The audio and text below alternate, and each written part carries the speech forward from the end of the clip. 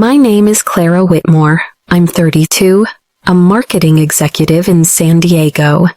And for most of my life, I believed a simple creed: family comes first. It was easy to believe when the proof was printed every December.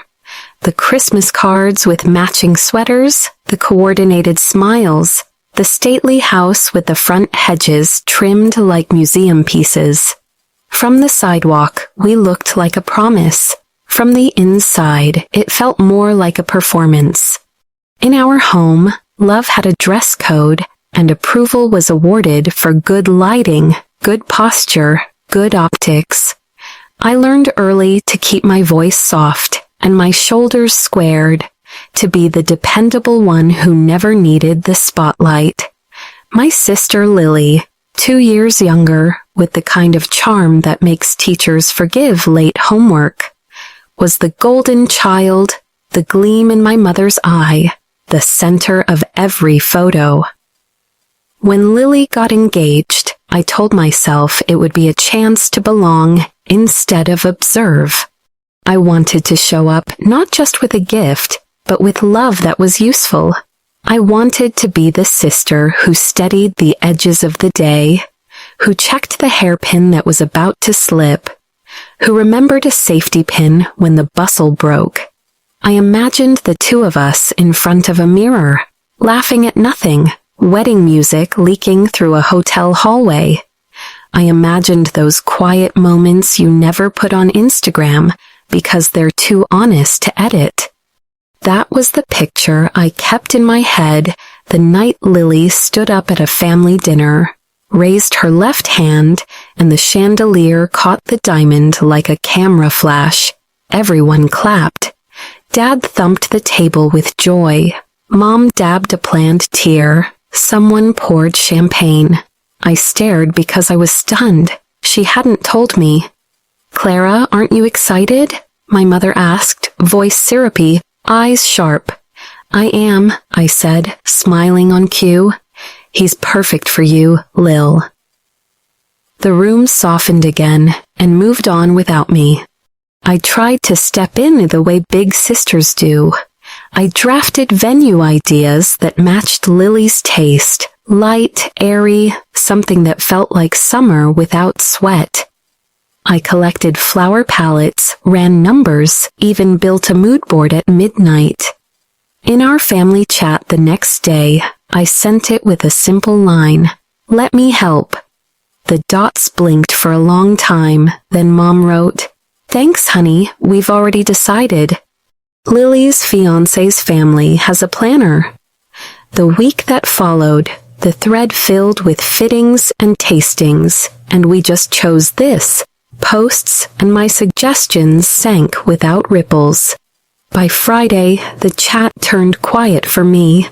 I found out why when my cousin forwarded a screenshot of a new thread. Wedding week that didn't include me. They were planning the bridal brunch, the seating chart, the playlist. Someone joked it would be blissfully calm without Clara's serious energy. I laughed out loud, the kind of laugh you use to keep your face steady when your stomach drops. Still, I convinced myself it was a glitch of coordination. Families fumble communication all the time. I held that thought like you hold a thin glass you know could shatter, carefully, with 2 hands and a prayer.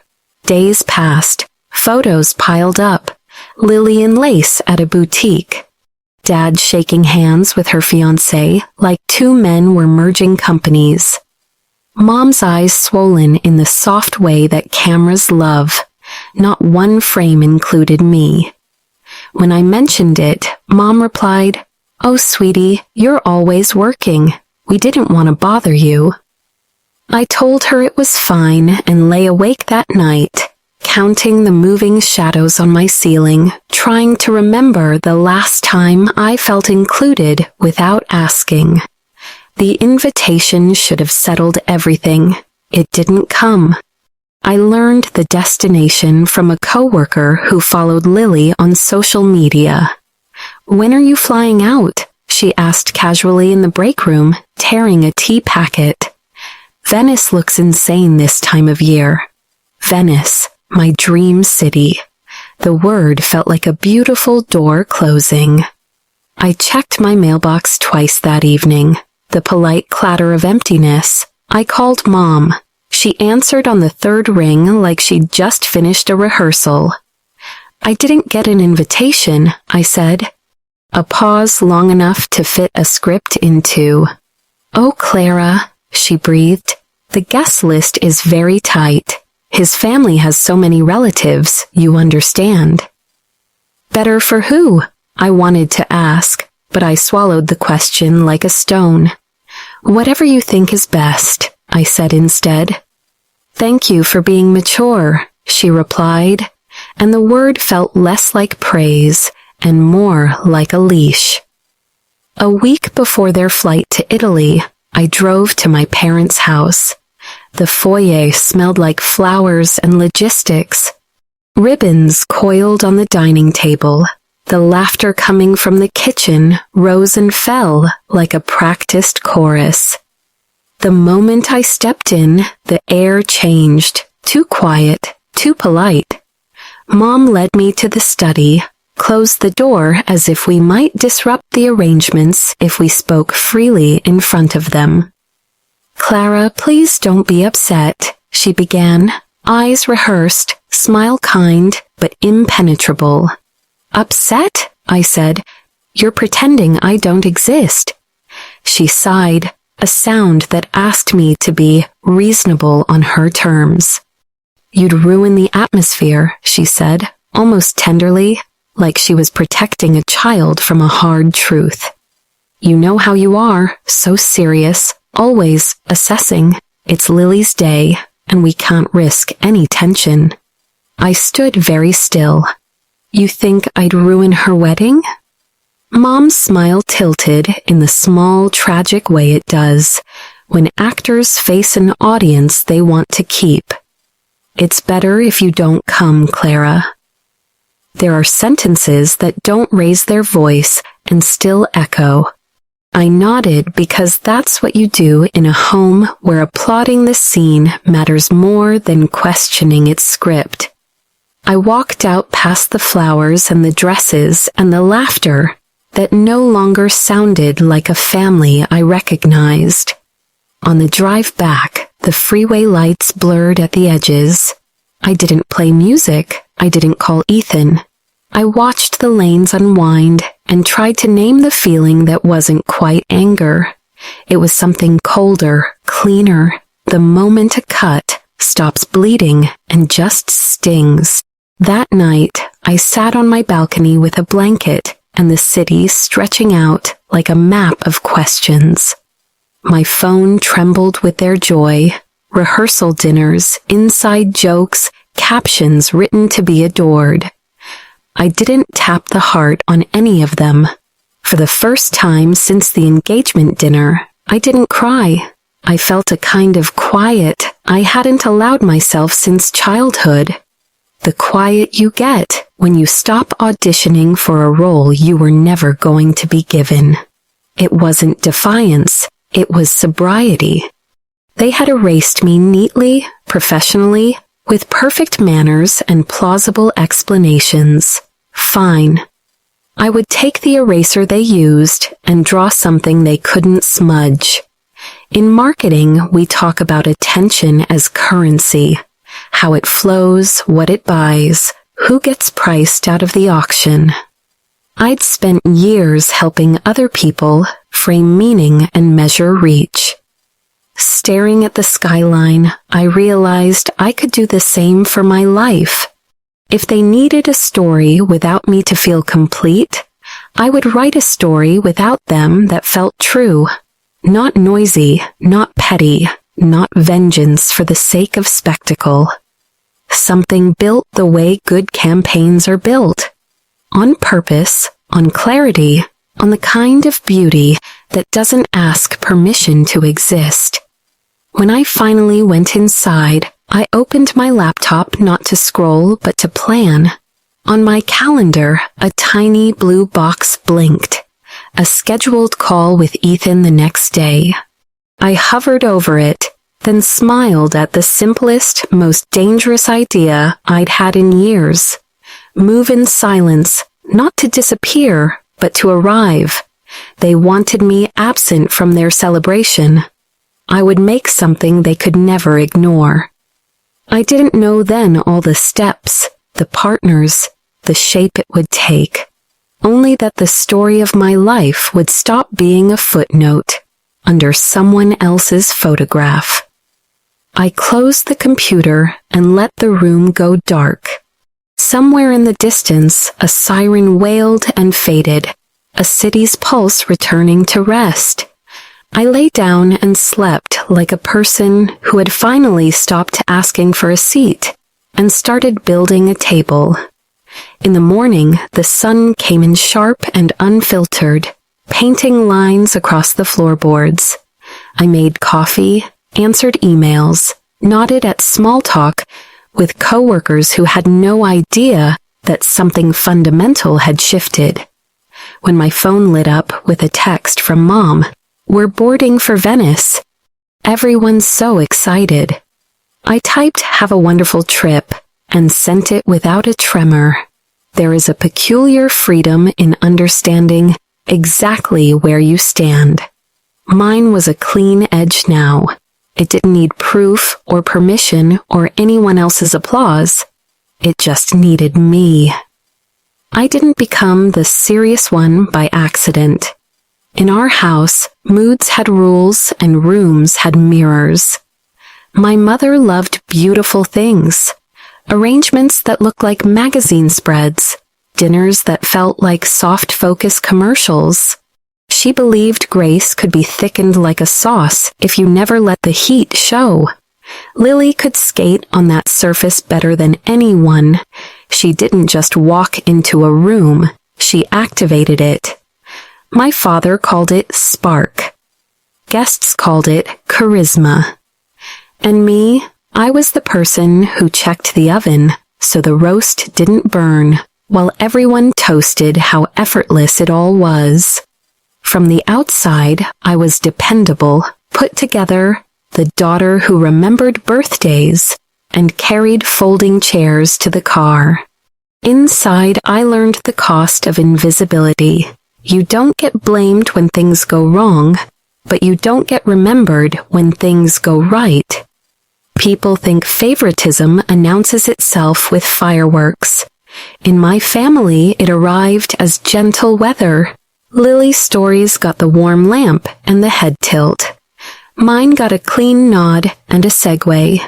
When we brought home report cards, my mother praised Lily for lighting up the class, while telling me how reassuring my grades were. At parties, I became useful, placing coats, refilling ice, complimenting outfits, the human extension of hospitality. If I slipped away to breathe, someone would call, "Clara, could you?" And I'd go because utility was the easiest way to justify being there. Love, I learned, is easy to measure when it's loud. Harder when it's quiet. Hardest when it's conditional. The first time I noticed the shape of our roles was a Labor Day barbecue when I was 15. A summer storm had moved the party indoors, and our living room hummed with damp conversation and citronella ghosts. Lily, 13, had just learned a pop routine, and the grown-ups begged. She performed on the rug with that light footwork that turned the rug into a stage. Applause. My father whistled. My mother's eyes glittered. Later, a neighbor asked what I was into, and I said something about the school newspaper. "Of course you are," she laughed. "You're very composed." It wasn't unkind, it was worse. It was an assignment. From then on, any time a situation needed composure, it found me. Any time a situation needed delight, it found Lily. It would be easy to blame them entirely, to thread the whole tapestry with malice. But families are messier and more forgiving than clean villains allow. My mother had been raised by a father who cared about appearances because surviving his world required them. My father, a man who had felt invisible to his own ambitious parents, adored having a daughter like Lily, who made rooms brighter. I don't think they set out to sideline me. I think they built a boat for their dreams and asked me to be the oar while they admired the sail. Even so, I believed we were on the same water. I believed that being the responsible one bought me a kind of permanent ticket. Birthdays, holidays, tiny traditions that feel silly to outsiders. This is where I placed my faith. I organized an annual tree trimming night, complete with a playlist and the same paper angel my grandmother made. I learned everyone's coffee order and showed up at dawn on moving days. The night before Lily's college orientation, I drove across town to bring her a phone charger and Advil because she'd forgotten to pack both. She hugged me on the porch in the ugly yellow light and said, "You always think of everything." It was one of those moments I saved, like a small coin slipped quietly into a jar. If you save enough, you can pay for a future. So when the engagement happened, I wanted to believe the jar of small coins would matter. The night Lily announced it at dinner, I moved through the moment like a person stepping off a curb they didn't see. Everyone clapped. The chandelier applauded with them. And I had that thought you don't share at joyful tables. She didn't tell me. It was a cold dot on a bright map, and I ignored it. I told myself she'd wanted to surprise everyone, that her fiancé's timeline had been complicated, that intimacy can make people clumsy. "Aren't you excited?" my mother asked, catching my stillness like a draft. "I am," I said, and the actor in me hit her mark. After that came the trickle of exclusions that look harmless alone and devastating together. A week later, Lily posted a candid of a dress shop mirror, a ribbon of lace against her collarbone. Everyone's tags bloomed at the bottom of the image, the way they do when a community agrees to ribcage a moment so it doesn't float away. I wasn't tagged. "We popped in just to peek," she wrote. "Who was we?" I swiped through to find my mother in a second shot, holding a veil to Lily's hair like she was anointing her. I left the app, answered 2 work emails, and came back. It was still there. Microaggressions is the clinical term people use. Neat enough to fit in a PowerPoint. At home, they look like logistics. A tasting happens the one weekend you're traveling. A call is scheduled at an hour you can't make. A group chat is created without malice, just oops without you. When you point it out, people are surprised in the tone of someone discovering a small stain after pictures have been taken. "Oh no, we didn't realize." And because you don't want to be dramatic, you say, "It's fine." The problem with being the composed one is that your "it's fine" can sound like permission for everything else. At work, I wore a civilian version of my family face. When colleagues asked how planning was going, I said beautifully, and meant that the pictures certainly were. My desk became a stage for private negotiations with myself. If I could stay gracious, if I could absorb the unintended slights like a shoreline absorbs small waves, maybe the tide would turn. I told myself this while watching Lily's fiancé's mother post about a call with the girls to discuss a palette. I told myself this while my mother texted me photos of place cards and wrote, "Isn't this elegant?" I replied with heart emojis. I invented a tender tone for my own exclusion. The day I learned the wedding was in Venice, it was from a coworker who asked about my flight. I can still hear the toner hum of the printer and the distant microwave door slamming. Venice has lived in my imagination since I was a child. Those powder blue guidebook pages, those slivers of sky wedged between old walls, the idea of a city that refuses to be regular. The invitation never arrived. The explanation did. The list is tight. You understand. My mother's voice is so good at making her choices sound like weather. If I'm honest, I would have gone even after that. I would have packed a dress and booked a middle seat and found a room with a weak fan and a view of a courtyard where laundry hung like flags of normal life. I would have stood in the back of the church and cried for the right reasons, then hugged my sister and meant it. But I was never given that option. They cut the thread themselves with ceremony-level politeness. "It's better if you don't come," my mother said in our study, and though my heart tried to present counter-evidence, the verdict was already printed on foiled cardstock. There is a role some eldest daughters learn when families are hungry for harmony. You become the absorber, the mood manager, the one who takes the unflattering angle so the picture comes out pretty. Standing in that study with ribbon spools and shipping boxes crowding the edges of the floor, I felt the contract expire. It didn't happen with shouting. It happened the way a good scene pops, quietly, decisively, in a way you can't fix without starting over. I left the house and drove home past the ocean's long jawline, past couples eating on patios, past a girl in a graduation sash laughing with friends. I was not angry with Lily. I was done with a system that made me earn a seat at a table I had helped set. And here's the strangest part.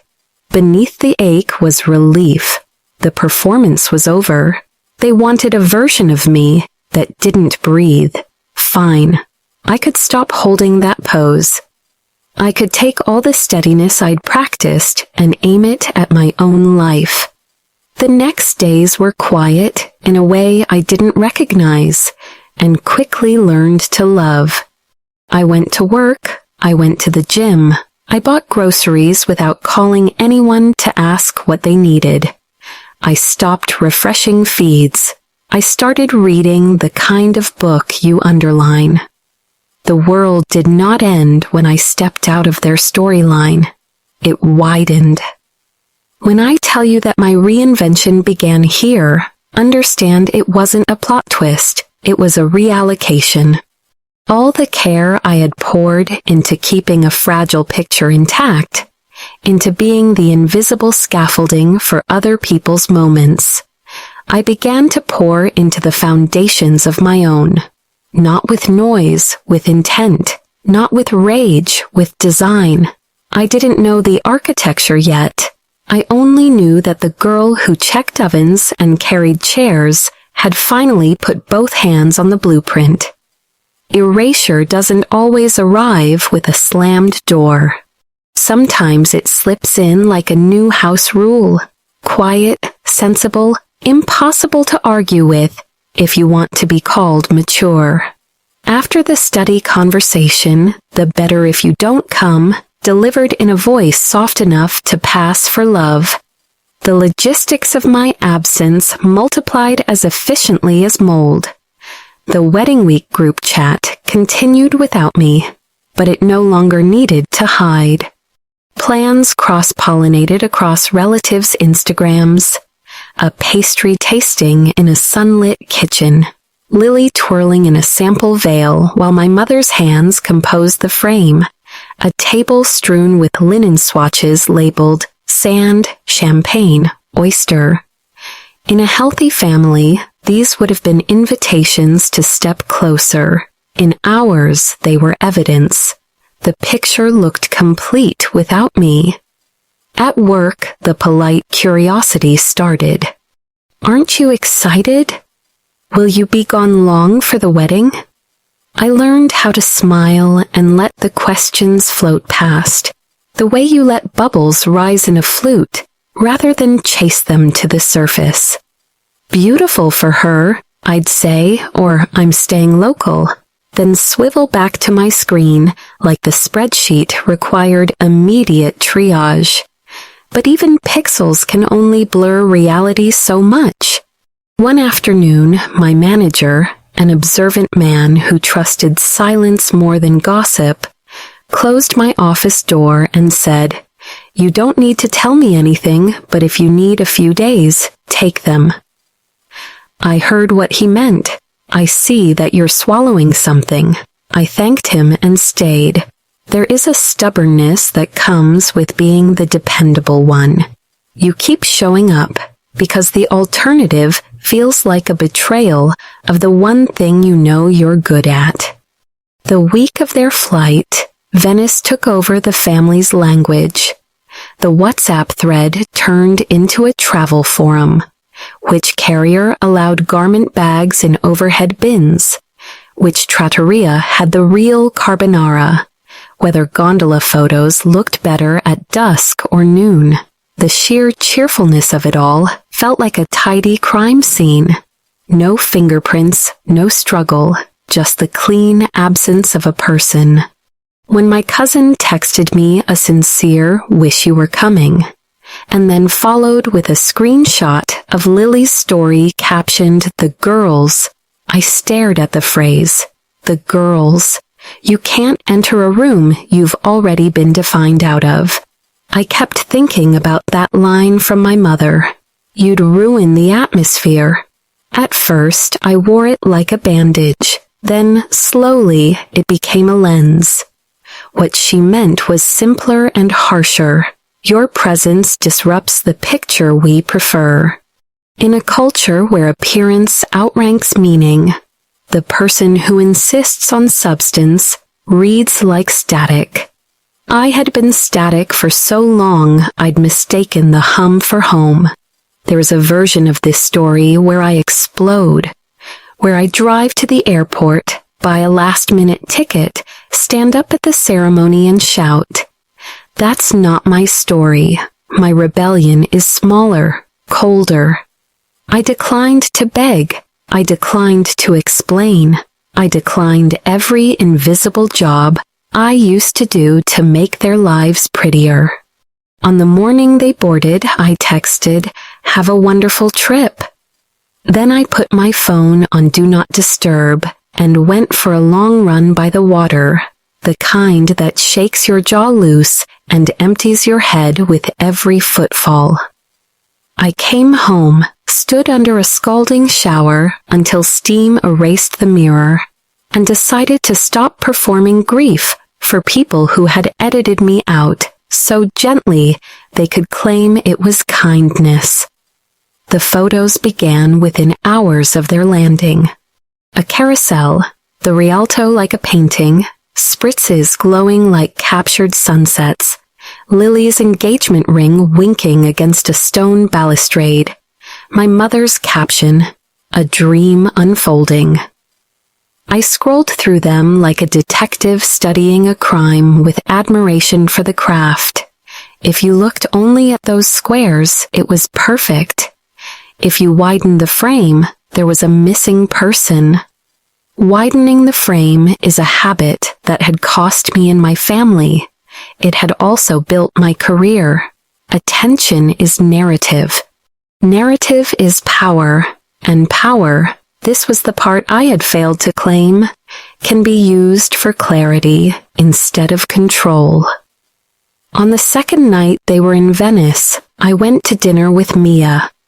She is the kind of friend who doesn't force you to translate your silences. We sat at the bar, shoulders touching, sharing fries because we always forget to order our own. I told her the whole thing in present tense, as if it were still happening in the next room. I repeated the lines that marked me. "You're so serious. We didn't want to bother you. You'd ruin the atmosphere. And she winced the way you do when you recognize a pattern you've named for other people but never applied to someone you love. When I finished, she sipped her drink and said, "You know what this is?" I nodded. "I do." "So," she said, her voice turning bright, "what are you going to build from it?" The word build sat in my chest like a lit match. For years, I had been the maintenance crew for other people's structures, stabilizing, repainting, hiding cracks, keeping the lights on. What if I used the same competence, the same taste, the same unshowy stamina to construct something that belonged to me? Not a spectacle for its own sake. A structure with purpose. A life with visible values. My mother loved optics, and I had been trained to polish them. Fine. I would speak her language with a dialect she couldn't control. Authenticity made legible. I didn't sleep much that night, but it wasn't the old insomnia of replay and wishful edits. It was logistics, the good kind. The kind that say, okay, if attention is currency, spend it on something that compounds. By morning, I had a list. Venue concepts that meant something to me and Ethan, not to algorithms. A short roster of vendors I respected for their craft and ethics. Causes I cared about enough to attach to our names without flinching. I had helped orchestrate launches that bent public emotion toward purpose. Why not launch the next chapter of my life with the same clarity? There is a sanctimony to some purpose-driven events that makes them feel like sermons with flowers. I wanted the opposite. I wanted radiance without performance, beauty without apology, and a channel wide open for goodness to move through.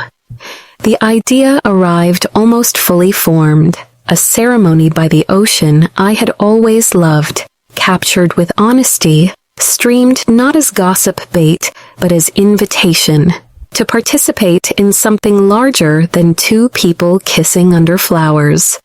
A partner organization came to mind immediately, a children's education charity that had been quietly effective for years, the kind of group that spends on classrooms rather than letterhead. Donations, not favors, impact, not influence. Before I called anyone, I called Ethan. He answered on the second ring, and I could hear his commute in the background, the hush of tires, a turn signal clicking. "Walk me through it," he said after I laid out the skeleton. This is why I love him. Not a single question about proving a point to my family. Not an ounce of drama for drama's sake. He asked about meaning. He asked about logistics. He asked about how we would feel at the center of it. Seen, I said, surprised by the word and how easily it came. Not because it's big, because it's true. Then let's do it right, he said. Let's make sure it feels like us. While my family posed with a canal behind them and the glassy captions piled up, I sent 3 emails from my desk at lunch. One to a global planner I had quietly admired for years. One to a PR contact in Milan who understood the difference between noise and signal. One to a designer who treated a dress like a story rather than a billboard. By end of day, all 3 replied. Not to me as the serious sister, not to me as an accessory to someone else's moment, but to my name, Clara, the professional who had delivered for them in other rooms. Respect is a currency you earn privately and get to spend publicly only when you know who you are. That evening, I went for another run. The sky had the washed-out look of late spring. The ocean smelled metallic and clean. I thought about what the camera would see if it looked at my life right now. A woman running toward nothing obvious, a phone in her pocket, a plan in her head. I thought about what the camera wouldn't see, the relief of choosing not to chase people who enjoy being chased, the steadiness that follows a closed door, the discipline of refusing bitterness because it steals more than it returns. This wasn't revenge. Revenge wants your enemy to look. Reinvention doesn't care where they look because it's busy building something worth seeing.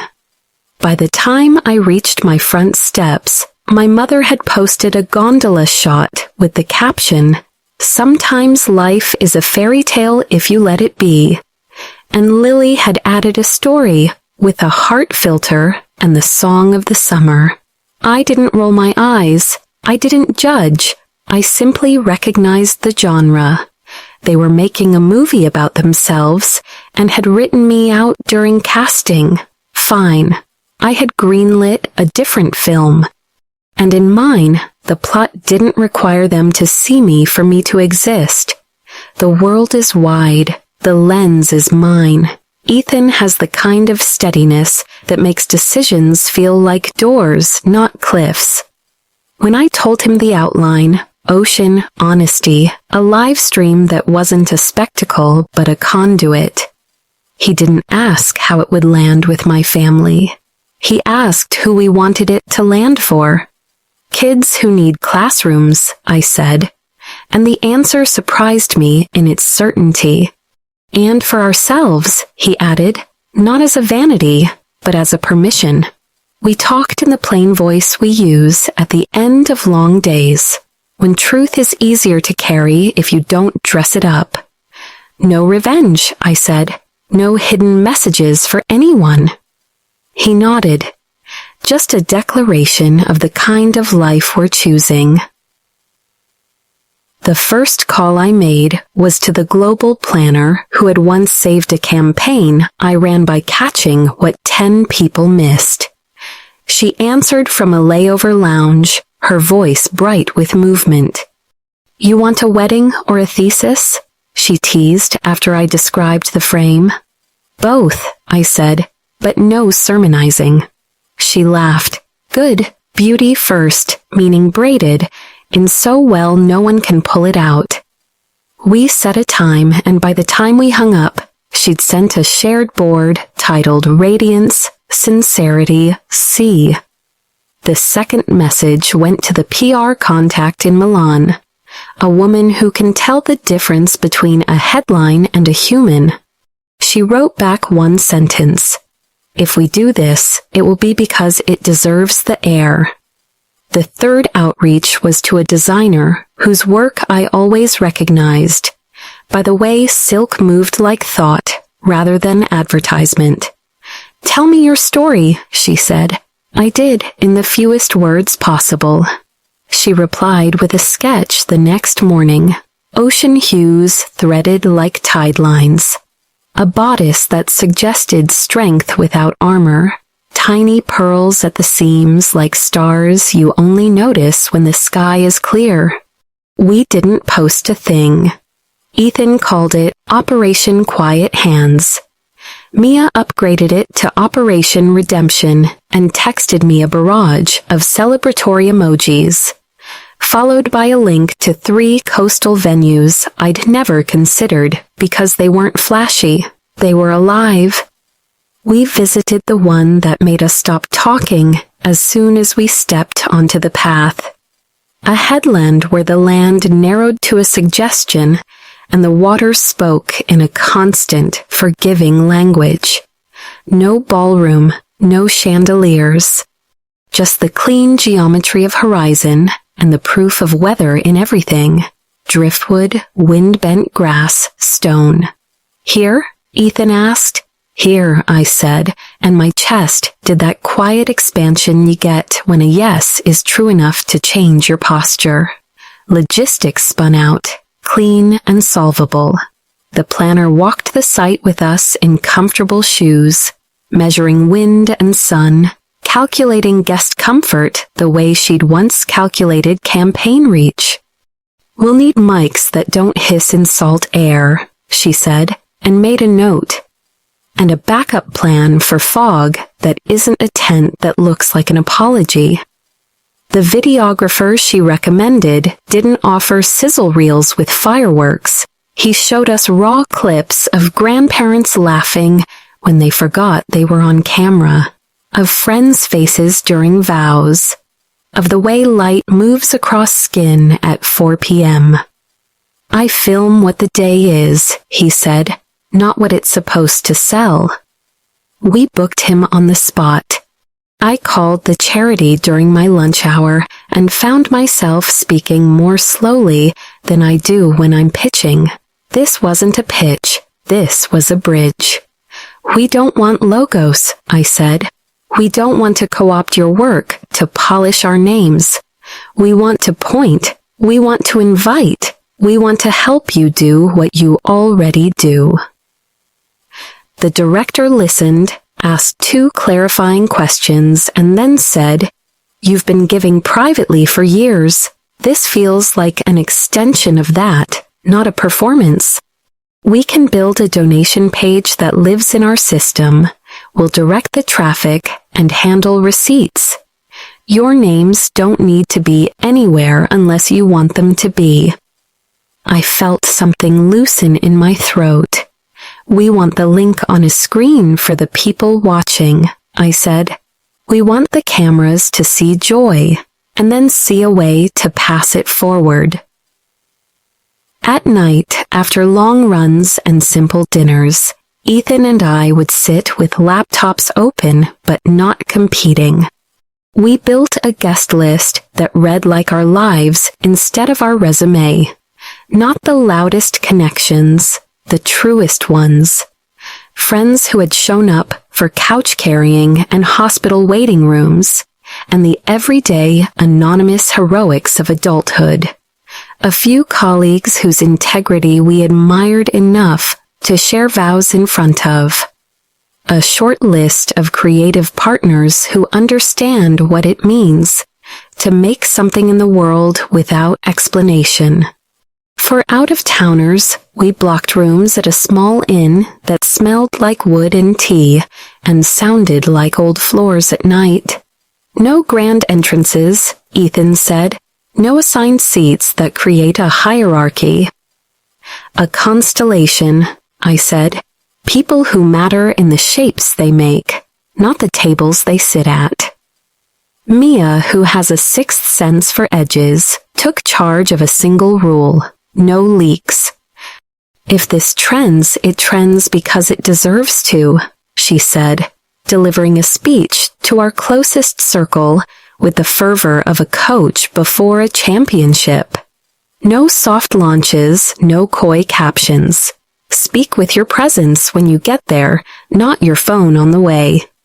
People laughed, then promised. The planner built a simple, elegant RSVP portal. With a line I loved so much, I wanted to embroider it in the hem of my dress. A celebration of truth and love. When the first confirmations came in, they read like small blessings. Wouldn't miss it. Honored to stand with you. Finally, a wedding that feels like the couple. I screenshotted them and then deleted the screenshots. I didn't need proof. I had the feeling. My mother texted twice during those weeks. Generic check-ins that read like a person doing their due diligence with an estranged relative. Thinking of you. Hope you're well. I answered politely and offered no details. The instinct to over-explain flickered in me like an old app trying to run on a new phone. I closed it. Love, I kept reminding myself, is not a pageant. Approval is not oxygen. The quiet of our preparation felt like clean air, and I protected it the way you protect something fragile and alive. The dress became the poem I didn't know I'd been writing. I flew up for a fitting on a day when rain stitched the city into one continuous story. The studio was small, the mirrors honest. When I stepped into the first iteration, a shell of what it would be, I expected to tense the way you do when you encounter your image after a season of looking away. I didn't. The silk didn't announce, it affirmed. Ocean-hued lining that only revealed itself when I moved. A neckline that turned my collarbones into lines of strength rather than display. A train that suggested tide more than theater. The designer stood with pins between her lips, then said around them, "You don't want to be seen for the dress. You want the dress to be seen for you." I laughed, and the sound felt like a plank settling into place. Meanwhile, the planner's board filled with textures you could feel with your eyes. Raw linen, pale wood, glass with the slightest green, cast like sea glass tamed. Flowers would be an architecture rather than a riot.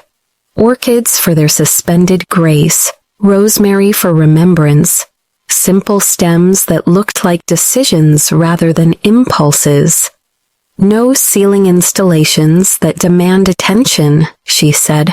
Let the sky be the ceiling. People forget how beautiful restraint is. We agreed on a ceremony time that caught the ocean when it glowed from within, and a reception that transitioned into lantern light without ever pretending to be a ballroom. The menu read like a short story about place. Local fish, bread still talking from the oven, citrus that tasted like light, wine chosen by someone who loves conversation more than labels. Ethan handled the technology with the calm competence I fall in love with every week. He mapped a multi-platform stream that didn't rely on any one service's mercy, tested battery redundancies, and worked with the videographer to ensure cameras were placed like guests, not surveillance. The screen that would hold the charity link was modest, embedded near the band, so it felt like part of the music instead of an interruption. "We'll cue it after vows," he said, not as a twist, but as a truth that was always there. I squeezed his hand. Exactly. We sent the last batch of invitations on a Tuesday, embossed cards sealed by hand, each with a QR code that took guests to the portal and quietly to the charity's mission. No gold leaf signatures.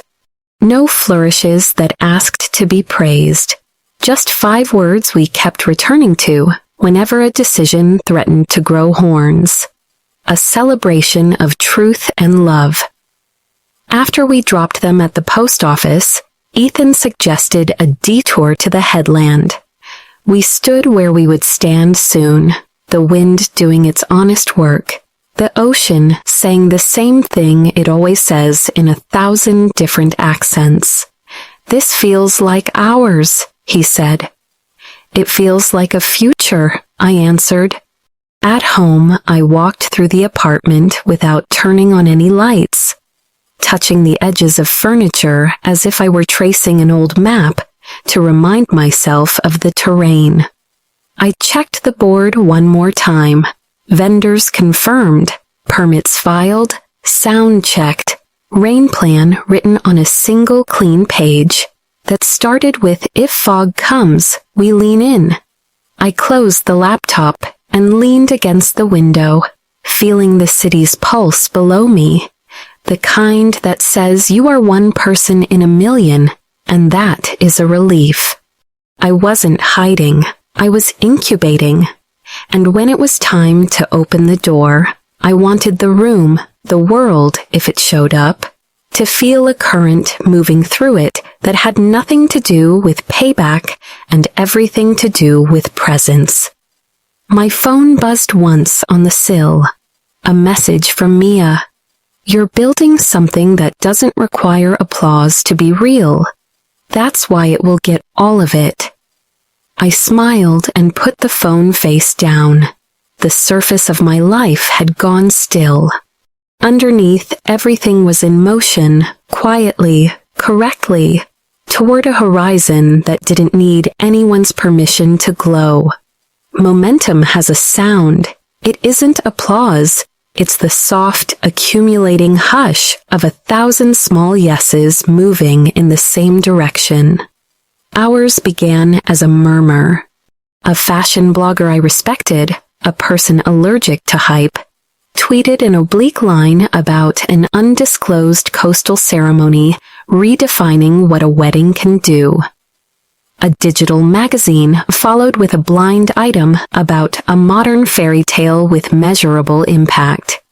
No names, no leaks, just the sense of a tide turning far offshore. Mia sent the links with 12 eyeball emojis, and then, because she knows me, a single sentence. Don't chase it. Let it come in. We did. The planner's team worked the way true professionals do. Visible only to us, present in every detail the guests would never have to think about. Delivery windows plotted like choreography, permits confirmed and posted in a clear binder, sighting maps that weren't hierarchies but constellations, clusters of conversation arranged so that kindness would have the shortest distance to travel. The florist walked the headland with us at dawn and took notes not on colors, but on wind patterns, sun angles, the behavior of petals in salt air. Orchids hold their breath well, she said, smiling at the sea, and rosemary underfoot will release a softness when people move. Memory activated by movement. I wrote that down. So much of my life had been spent standing still to keep other people's picture in focus. This day would invite motion. Requests began to arrive, the sort that used to make my stomach harden. A luxury brand offered to partner on floral moments. A sparkling water company wanted to elevate the hydration experience. A decor house pitched a ceiling of flowers that would photograph like a dream. I said no to all of it with a politeness that sounded like a closed door. If something helps guests feel cared for, I told the planner, we consider it. If it helps a logo get seen, we don't. She nodded, relieved. Purpose isn't just what you add, it's what you refuse. Meanwhile, the PR contact in Milan handled the outside world with the gentleness of a person who knows that mystery isn't secrecy, it's respect. When journalists sniffed at the edges, she said, if there's a story, it will appear on its own terms. When a celebrity tried to wedge a +1 onto our list, she replied with a velvet no. She did, however, make one request of me. If this is going to be public in any way, choose your sentence now. The one you'll say when someone shoves a microphone in your face, not a slogan, the truth. I wrote it on a sticky note and placed it on my desk where only I could see. We wanted beauty to move through us, not toward us. Work became a quiet parallel channel. I delivered presentations and reviewed budgets while, in the margins of my day, a different campaign grew. One measured not in clicks, but in the number of people who would feel invited to expand their definition of celebration. When I felt the old ache, the one that spelled my name as function, not person, I checked the charity's dashboard, a test page our contact had set up. $0 so far, but a clean, open place for goodness to land. Even empty, it steadied me the way a well-set table steadies a meal. We kept our guest list lean, a decision that made everything else easier. The inn filled with names that still looked like themselves after a decade. Friends who had moved us, roommates now parents, colleagues who had borne witness to our unglamorous days. The planner scheduled arrival windows that didn't feel like cattle calls, then took on an extra job without being asked, calling each person 2 days ahead to say, "We are so glad you're coming." Hospitality isn't what's on the plate, it's what lands in the voice. On a Thursday afternoon, I went to the seamstress for a final fitting. The room smelled like steam and chalk. When I stepped into the dress, the silk took a breath and then taught me how to stand. Not straighter, truer. The ocean hue flashed only when I moved, like a secret between the fabric and the light. The tiny pearls along the seams were less decoration than punctuation. Full stop at the shoulder, ellipses at the hip. "You look like yourself," the seamstress said simply, pinning the hem with hands that had fitted hundreds of women to moments they would remember when the photos yellowed. I blinked hard and laughed because crying in pins is a rookie move. That same evening, the videographer came by the headland with Ethan to walk camera placement one last time. They watched seabirds tilt and corrected a lens angle by a degree you'd never notice unless you've trained your eyes to find edges. "No cranes," he said. "No swoops. Cameras should feel like invited witnesses. If someone forgets they're there, I've done my job." Ethan tested latencies on a bench with a view that made the tech look like a quiet ritual. He had layered redundancies so elegantly that failure would have to be creative to get through. "If anything drops, nothing stops," he promised, tapping the network map. "We'll let the day breathe, even if the internet forgets how." The hashtag appeared without us. The Coastal Bride. At first, it was just a cluster of speculative posts, mood boards pulled from ads, PR watchers connecting dots they hadn't earned. Then a magazine ran a 2-paragraph piece. "A private coastal ceremony will be streamed globally to raise funds for children's education. Sources describe it as precision with heart." I felt my phone thrum in my palm and did not open the comments. Mia called instead. "You're a ghost story for the good kind of people," she said, grinning through the line. "They can feel you, but they don't know your name." I thought of my mother and her love of names in programs. I thought of my family's insistence on being seen only under lights they controlled. "Let it stay that way," I said, "until it doesn't." My mother texted, "Dinner tomorrow?"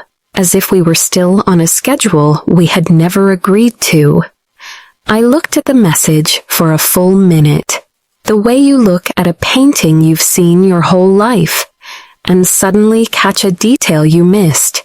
I typed, "You might be busy watching something tonight." Then I set the phone down and felt nothing like triumph, nothing like sting. Just the clean balance of saying exactly what was true. The day before, we held a micro-rehearsal, 4 people, 20 minutes. The planner walked my path from the indoor to the grass and timed the wind. The florist placed 2 stems and then removed 1. The sound tech tested a lav at the cliff edge and said, "We're good." Ethan and I stood where we'd stand soon and practiced doing nothing. We looked at each other. We looked at the horizon. The world continued. "This is the part no one rehearses," the planner said softly, almost to herself. "How to be inside a moment without holding it too tightly." We nodded like students. Late that night, I opened the RSVP portal to see the field complete. A private constellation that would be a room by morning. Names not as status markers, but as coordinates in a map we could navigate with our eyes closed. I flipped to the charity test page and refreshed. Still 0, as it should be. The link would go live with the vows, not before. The idea that money would arrive because love asked it to move made me strangely shy and infinitely certain. I closed the laptop. Sleep is a vote of confidence. I voted early and often. When I woke, the light had that first gold certainty of a day that intends to keep its promises. I made coffee with hands that didn't shake. Mia texted a selfie from the inn's hallway, her hair braided in a way that made her look like every good memory of us at once. I'm here. Your army is small and ridiculous and perfect. The planner sent a 3-word update, wins within plan, and a photo of the ocean looking like it had been ironed. News moved again, this time with a purpose that felt like alignment rather than chase. A journalist I trust DM'd my PR contact a question with respect, folded into each syllable. The answer went back, no comment until after. The work is the comment. Ethan kissed my forehead and said, "Ready?" It wasn't the kind of question that needs an answer. It's the kind that receives one anyway. Yes, I said, and the word felt like stepping into my life with both feet. On our way to the headland, we passed a bakery and bought 2 pastries because eating is a love language that keeps you from fainting on camera. We walked the last stretch, shoes in hand, grass cool against skin, gulls translating wind into arc. The site was alive with the quiet choreography of care, vendors moving like stagehands in soft shoes, the band tuning to the key of air, the videographer checking exposures against faces, not skies. Guests began to arrive in 2s and 3s, dressed beautifully, but not performatively, the way people look when they understood the assignment. Be here. Be real. The screen for the charity link stood where it should, near the music, inside the flow, not stealing the scene. The arch was less an arch than a suggestion. Orchids and green that curved like a thought you can follow but don't have to. Rosemary lined the path in low, friendly mounds. Someone laughed the laugh of someone who has not been told to laugh. Someone cried early, and no one shushed them. My phone buzzed in my bag, a final crackle from an old frequency. I didn't look. The planner touched my elbow once and said, "Breathe." Ethan squeezed my fingers. The videographer nodded to the sound tech. The PR contact lifted a thumb to signal the stream's heartbeat. Somewhere the first viewer joined, then 10, then 100, then more. People who didn't know our names, but knew what they were watching for. Truth dressed as beauty. The music began, not loud, not slow, exactly right. I thought of the girl who carried chairs and checked ovens, and learned to measure herself by how helpful she could be. I thought of the woman stepping forward now, not to be seen, but to let something be seen through her. "Ready?" Ethan whispered again, and the horizon widened like a door. The first thing I noticed was the wind behaving. It braided my veil without tugging, moved the orchids in a language that looked like breath. Behind the band, the small screen waited. Not a billboard, just a door. And somewhere beyond the headland, the stream found its channels. A counter we could not see began counting. 10, 100, 1,000, more. I stepped forward as the music opened like a clear path. People talk about spotlights as heat, but this wasn't heat. It was temperature leaving my skin because I didn't need it anymore. I could feel the planner's stillness at my back, the videographer's quiet discipline at the periphery, Ethan's hand arriving where mine was already reaching. When we met at the center, he smiled like a person who recognizes both a day and a life. "Hi," he mouthed. "Hi," I mouthed back. The vows were the opposite of performance, short, built of nouns and verbs that knew how to carry their own weight. I promised attention, not possession. He promised presence, not perfection. When we said "I do," the ocean underlined it. The band softened. The world, wherever it was, leaned in. I turned then, not to make an announcement, but to include the people who had come in person and the ones who had come by signal. "Before we go on," I said, voice steady because the truth is steady, "we want beauty to move through us, not toward us." The line I'd written on a sticky note in my office found the air and held. The small screen lit. A clean page appeared. The charity's name, a quiet sentence about classrooms, a link. No sizzle, no tally, no gamification, just an invitation. The first donation arrived like a shy knock. Then another. Somewhere on the control bench, Ethan's redundancy system blinked its small green approvals, while the PR contact lifted 2 fingers, our agreed-upon sign that the stream had settled into its stride. In the crowd, someone laughed through tears. 2 old friends gripped each other's forearms. Mia wiped her face without shame. I felt my shoulders drop that final inch. We were inside the day we had built. The reveal didn't happen as a drum roll. It happened the way real recognition does. Gradually, then all at once. A fashion editor posted a still of the arch and wrote, "Whoever she is, she means it." A journalist I trust went live and said, "You'll want to see this for the reasons you wish you wanted to see everything." And then a comment from a woman who had watched our lives through filters for years found the thread. "It's Clara Whitmore." 3 words, not shouted, just placed. The name carried.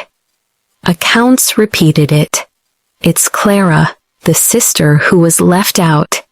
A cluster of hashtags formed without orders. The coastal bride, Ikawe Clara Whitmore wedding. Beauty, that moves. The guests didn't flinch. Cameras were where we'd agreed they would be. Witnesses, not intruders. And the room didn't dissolve into a content farm. The band played a song that had survived all our drafts. The videographer shifted his lens by half a breath to catch a grandmother's smile. Donations ticked upward, not because a meter yelled at them, but because something quiet had clarified in people's chests. A teacher in Iowa wrote, "For my students who think the world is small," and sent $20. A retiree wrote, "For the girl I was who didn't get picked," and sent $5. A company, no logo, no ask, sent a number that would build an entire lab. The counter on the charity's side crossed 6 figures, then 7, then climbed like tide. My phone vibrated in my bag, insistent as an old alarm. I didn't look, but I didn't need to. Mia did, because she is both friend and bouncer. She glanced down and raised an eyebrow that meant, "Your mother has discovered the internet." Later, I would read the messages like a transcript of a play that no longer required me to perform in it. "Clara, what is this? Why didn't you tell us? Is this or those?" The texts came fast, breathless, some rhetorical, some accusatory, some soft, in the way people get soft when they realize they are missing the thing everyone else can see. Lilies appeared like a flare. "So this is payback." I answered the way you answer a question that's not really a question. "No, this is peace." A producer I admire, one who has built a career on refusing circus, messaged my PR contact. We don't need an interview, just a single sentence on intent. She sent the sentence I had already said aloud. It moved through outlets like a key. Headlines adjusted their angle. From exclusion to intention, a coastal ceremony turns. Attention into classrooms when beauty serves. Sister left out of wedding. Reappears with a gift to the world. People who don't usually agree on anything agreed on this. It felt like air. We danced the first dance in the gentle, unremarkable way people do when they've rehearsed nothing except staying present. The rosemary underfoot gave itself up as guests moved, a fragrant proof that memory is physical. The chef's bread arrived still speaking from the oven, and the wine tasted like conversation. When I stood to offer a few words, I didn't go hunting for the upper register of the voice. I used the one I wake with. "Thank you for witnessing," I said. "Thank you for being part of a day that asks beauty to carry something besides itself." The screen pulsed once with the charity link, and then settled back down, like a heart finding a calm rhythm. Somewhere across town, my mother watched a living room fill with our faces through a TV frame she could not arrange. I know this not because I was there, but because a cousin later described it with a half-guilty awe. The way my mother went very still when she recognized the front row. Not celebrities, though a philanthropist we both admired sat there, but the kind of people she has always called good company. My first mentor in marketing, the director of the charity from a country my mother still mispronounces. The neighbor who once fixed our porch light and never took payment. People she had assumed I did not collect because I did not display them. She sat down hard, someone fanned her, and the irony wrote itself. By the time the sun tipped and the lamps came on, the stream's reach had become its own organism. Not frenzy, flow. Messages stacked on the charity's dashboard, with small notes that made me want to stand very still and be worthy. For the child who will read under a working bulb. For the girl who will say, "I want to be," and mean it. For the boy who will not be told he is too much or not enough. We crossed 1,000,000 before dessert. We crossed more after. The PR woman texted, "This is the only viral I've ever seen that lowered the temperature of a room." During a quiet pocket between songs, Mia handed me my phone and said, "If you want to reply, do it now while your pulse is made of gratitude." I scrolled without anger, without the old tremble. My mother's messages had softened at the edges, penitent punctuation, the word proud, circling the text like a stray cat. Not ready to enter, but wanting to be fed. I typed once. "I'm living the life I wish we had modeled. You can join it, but it doesn't run on permission anymore." I didn't send it, not yet. I put the phone away and found Ethan's shoulder with my temple instead. A reporter managed to find the path to the headland and waited, as we'd asked, until a natural pause to approach. No mic thrust, no ambush. "If you had one sentence for the people watching," she said, "what would it be?" I didn't need to consult a sticky note. We wanted beauty to move through us, not toward us. She nodded, satisfied not because it would trend, but because it matched what she'd seen. The last song wasn't an anthem. It was the kind of song that keeps conversations alive, as people stack plates and pull chairs into circles. Guests drifted toward the inn under a sky that had become a shelter instead of a backdrop. The planner hugged me, the way professionals rarely allow themselves to hug at work. The videographer showed me a single unedited frame on his monitor. Ethan and me, not centered, not posed, the ocean insisting on its part. Mia blurry in the foreground, crying in a way she'd tease herself for later. "It's all like this," he said. I believed him. When we reached the room, I checked the charity page for the first time since the vows and exhaled a number I will never claim as mine. It belonged to the people who made it. It belonged to the students who would wake to it. It belonged to the idea that attention can be farmed responsibly. I sent a note to the director with exactly 4 words: "Keep going. We are." My phone buzzed one last time on the nightstand. "Lily, you really changed the story." It didn't read as envy. It read as what it was: comprehension. I typed back before I could overthink. I didn't change it. I told it. Her reply came with a delay that suggested thinking, not calculation. "You looked beautiful." I smiled in the dark, not triumphant, not vindicated. Peace has a different mouthfeel. It tastes like water. We slept like people who had given their day away and been given something back that wasn't applause. In the morning, we woke to headlines that felt like accurate captions, to a donation total still climbing, to messages from strangers that felt like neighbors. I made coffee, opened the window, and let the ocean remind me that everything important moves in cycles. Somewhere across town, a television sat dark. Somewhere on a screen, a link stayed live.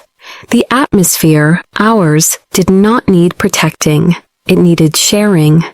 Morning light found us before the headlines did. It seeped through the curtains in a slow, generous way, as if the day itself were clearing its throat before speaking. Ethan stirred, smiled the small, unguarded smile he saves for the hours before purpose wakes, and reached for my hand.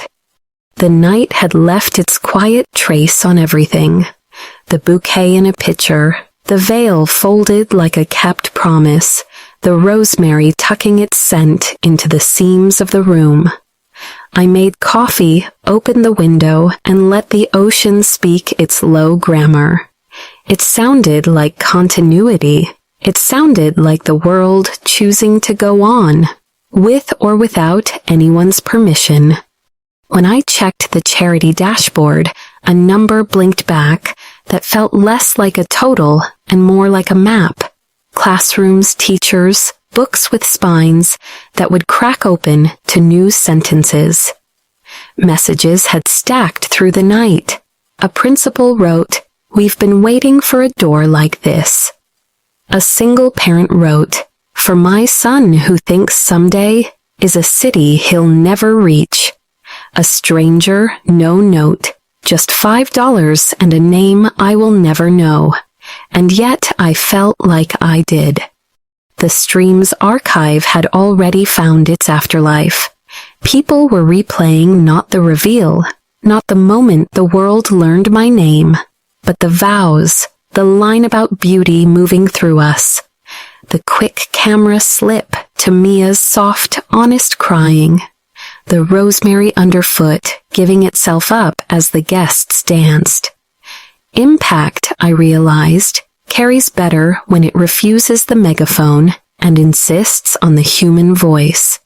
My phone was a mixed chorus, friends sending screenshots, colleagues sending love in the kind of unadorned sentences they never use in meetings, strangers calling me the woman who turned hurt into a harbor. Then the familiars arrived, late and loud in their own ways.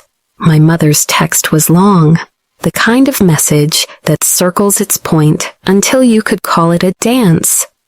"We should have celebrated you all along. I'm watching. You looked beautiful.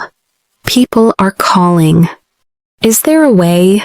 For us to talk? I put the phone down and listened instead to the kettle finishing its work. The past will always knock when the present becomes undeniable. You don't have to answer immediately to be a decent person. You have to answer honestly when you do. Lily called next. No theatrics. Everyone's talking about your wedding, she said, her voice raw at the edges. They're calling it important. The word caught me off guard because it had nothing to do with lace or lighting. It felt that way, I said. She was quiet, and in the quiet I could hear the old river, sibling currents, the sandbars of rivalry that parents never intend to dredge but somehow do. Did you do it because of us? She asked finally, not accusing, not pleading, more like a person tapping a wall to see if it's load-bearing. No, I said. I did it because of me, and because the world is bigger than our house. She swallowed, a sound I knew from childhood. You looked like yourself, she said, and if there was envy hiding behind it, it had the decency to keep its eyes down. You looked like a Whitmore who chose her own lighting, I joked, and she laughed, and just for that breath, we were two girls in a kitchen again, stealing frosting off a cake before the guests arrived. By noon, a morning show clip had stitched our day into a 2-minute parable. The host didn't lean on scandal, she leaned on the choreography of care. A sister once omitted from celebration turns her own into a public good, she said. And I didn't feel flattened by it. Not everything survives translation, but enough of the truth made it through that I could nod. The PR contact texted a simple line. You kept control by not trying to keep control, and I understood. Let a story remain porous, and it can breathe. There's an old instinct that wakes when success knocks. Go gather the people who refused you and present it like proof. I let that instinct curl up and sleep. Proof is a hungry guest. It never gets full. In the afternoon, our doorbell rang. Through the peephole, my parents, holding flowers, and an album that said, Family in silver letters, as if a font could act as a bridge. I opened the door and stepped into the hall. My mother's face wore a map of territories she'd never had to cross. We brought, she began, then faltered. My father, who has always been braver at the first step, and worse at the second, said, we saw and didn't finish. There are apologies that arrive wearing armor and apologies that arrive with open hands. This one wore a jacket it hadn't taken off yet. Thank you, I said, and touched the album, not as acceptance, not as refusal, but as acknowledgement of an attempt. My mother's mouth searched for a familiar script and found only weather. You humiliated us, she said, then winced at her own words, as if hearing them out loud stripped them of their comfortable private echo. No, I said softly. I just lived my life where everyone could see it. You edited me out. The world reminded you I exist. She swallowed. Behind her, my father held the flowers, like a man holding a torch in daylight. You looked happy, he managed, and it landed like the first honest sentence of the day. I am, I said, and I want to stay that way. If we talk, it has to be in a new language. My mother opened the album to a page where we were all smiling in a way we no longer could. We don't know the words, she said, and for once it wasn't manipulation, it was admission. You can learn, I said, but I can't be the tutor while you grade me.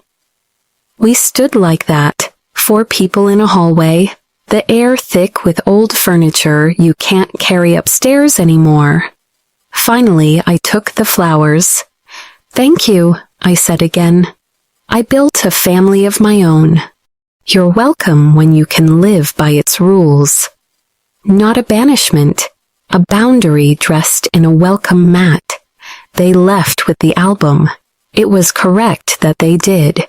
New stories don't need to confiscate the old ones. They need to know where to shelve them.